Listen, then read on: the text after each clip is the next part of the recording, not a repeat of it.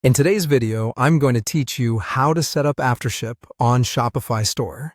By the end, you'll have the app installed, your recent orders pulled in, and the core settings customized so your customers get a clean branded tracking experience. Start in your Shopify admin. From the left sidebar, open the Apps section, then click Visit the Shopify App Store.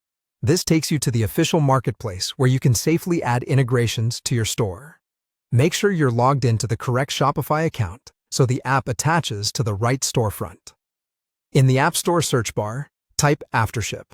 You'll see options like AfterShip order tracking or AfterShip returns.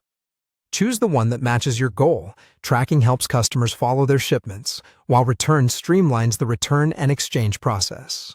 Open the listing to confirm you've got the official app, then click Add App or Install App. Shopify will bring you back to your admin to complete the installation. If you manage multiple stores, you may be prompted to select the specific store you want to connect. Pick the store you're working on and continue. You'll land on a permissions page showing what the app needs access to in order to work, such as orders and fulfillment details. Take a moment to review these so you understand how AfterShip will read and display your shipping data.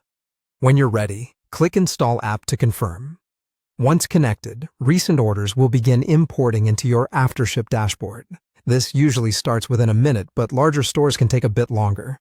Keep the tab open and watch as orders populate. You'll know you're set when you see your most recent orders appear with their statuses. If you just launched your store, you may only see a few entries at first, which is normal.